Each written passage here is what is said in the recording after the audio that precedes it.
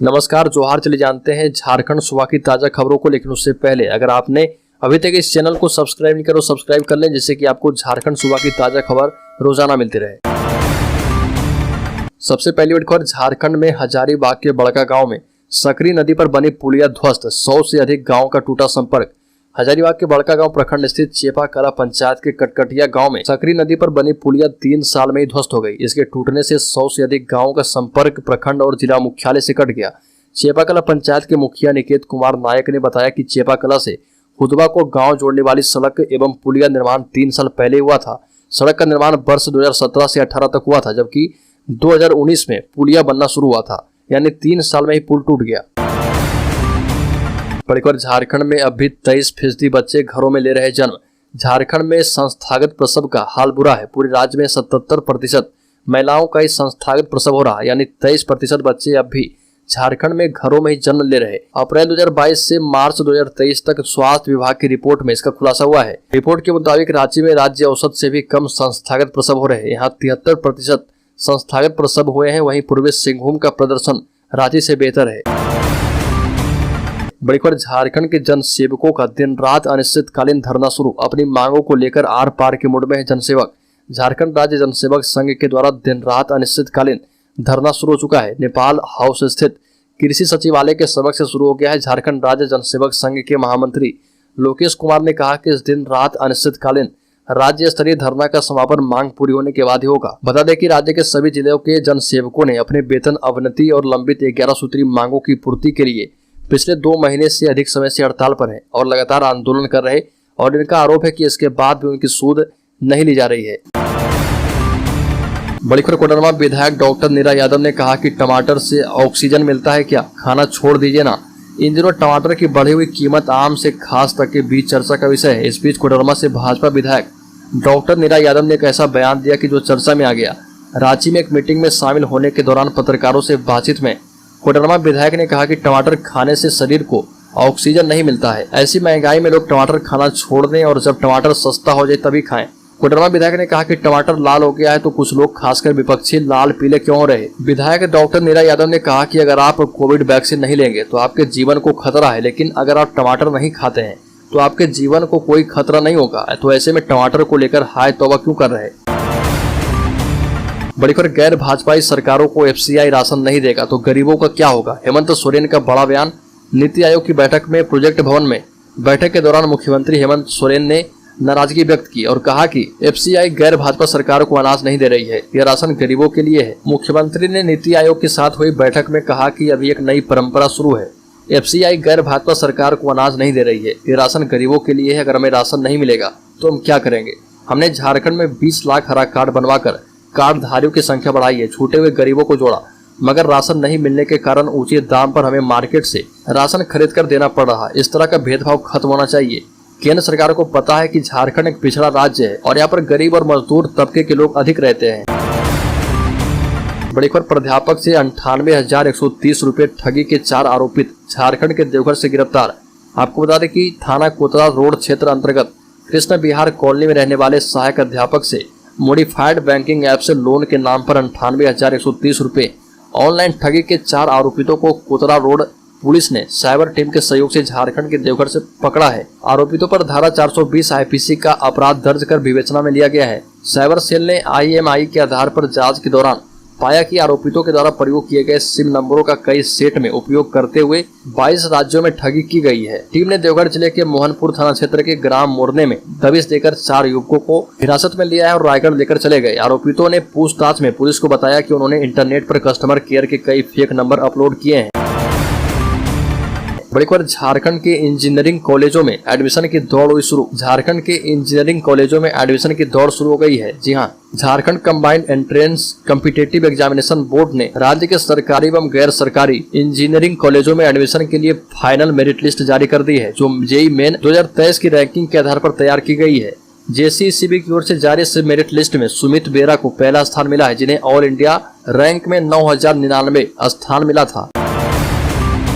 बड़ी खबर, राज्य के हजारीबाग जिले में संपत्ति विवादों में रिश्तों का खून, पति के सामने रेत दिया पत्नी का गला, पहले बेटे की भी हुई थी हत्या। झारखंड के हजारीबाग जिले में जमीन के झगड़े में रिश्तों का खून कर दिया गया। मामला चौपारण प्रखंड के GT रोड स्थित केंदुआ मोड़ की है, जहां पर रिश्तेदारों ने ही पति के सामने पत्नी का बेरहमी से गला रेत दिया।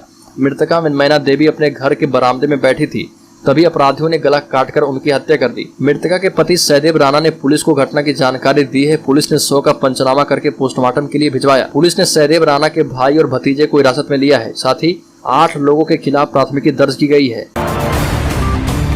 बड़ी खबर, जमशेदपुर शहर में लगातार फायरिंग करके दहशत फैलाने और गिरफ्तारी नहीं होने से छोटा गोविंदपुर के अश्विनी हत्याकांड के मुख्य आरोपी सूरज यादव के हौसले बढ़ गए हैं। वह पुलिस प्रशासन को खुलेआम चुनौती दे रहा। कई मामलों में आरोपी होने के बाद भी वो अब तक पुलिस की गिरफ्त से बाहर है। अब उसने अपने इंस्टाग्राम स्टेटस में दोबारा धमाका करने की खुलेआम धमकी दी है। सूरज यादव के धमकी के बाद अश्विनी वर्मा के परिवार वाले परेशान हैं, वहीं दूसरी ओर उसके साथी दहशत में है। ऐसे में स्टेटस पोस्ट कर अपराधी सूरज यादव जमशेदपुर पुलिस को खुलेआम चुनौती दे रहा। उसने अश्विनी के दोस्तों को जान से मारने की धमकी दी है।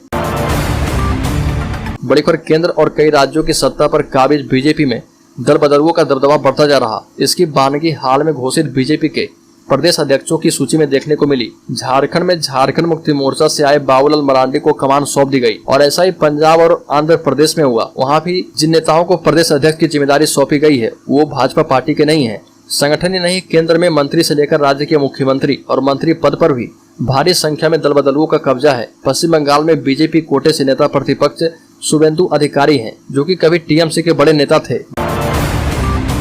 बड़ी खबर, झारखंड में अचानक सोने की कीमत बढ़ी, चांदी का भाव गिर गया है। झारखंड में सोने की कीमतों में एक बार फिर से बढ़ोतरी देखने को मिली है। राजधानी रांची के सराफा बाजार में 10 ग्राम 24 कैरेट सोने का मूल्य 58,910 रुपए तय किया गया है। वहीं चांदी की कीमत में हल्की से गिरावट देखने को मिली है। 1 किलोग्राम चांदी के भाव आज 77,000 रुपए हैं, जबकि कल इसकी कीमत 77,100 रुपए थी। बड़ी खबर, झारखंड में कर्मचारी चयन आयोग के द्वारा संचालित जूनियर इंजीनियर की परीक्षा की तैयारी कर रहे अभ्यर्थियों के लिए खुशखबरी है। दरअसल जेएसएससी ने परीक्षा को लेकर संभावित तिथि जारी कर दी है। आयोग की सूचना के मुताबिक परीक्षा का आयोजन 2 सितंबर से संभावित है और ये परीक्षा राज्य भर के तमाम सभी जिलों में संपन्न होगी। वहीं प्रवेश पत्र की डाउनलोड करने की तिथि की घोषणा अभी नहीं हुई है। जेएसएससी ने कहा कि एडमिट कार्ड जारी करने की तिथि अब www.jssc.nic.in पर यथाशीघ्र प्रकाशित कर दिया जाएगा। बड़ी खबर, अनुबंध कर्मियों को नियमित करने में जुटी हेमंत सरकार। 10 साल सेवा दे चुके कर्मी होंगे अस्थायी।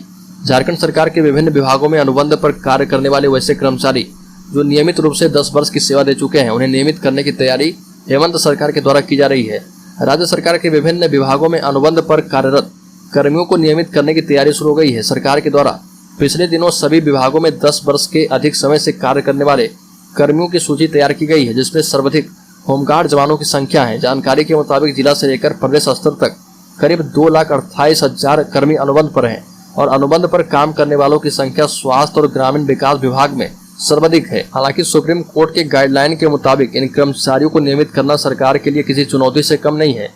हालांकि राज्य सरकार के विभागों में रिक्तियां हैं, ऐसे में सरकार पूरी तरह मंथन करने के बाद इस पर निर्णय लेने के मूड में है। बड़ी खबर, 15 लाख स्टूडेंट्स को साइकिल खरीदने के लिए पैसे देगी झारखंड सरकार। झारखंड सरकार 15 लाख छात्रों को साइकिल देने की घोषणा की है। राज्य सरकार साइकिल खरीदने के पैसे सीधे छात्रों के अकाउंट में भेजेगी।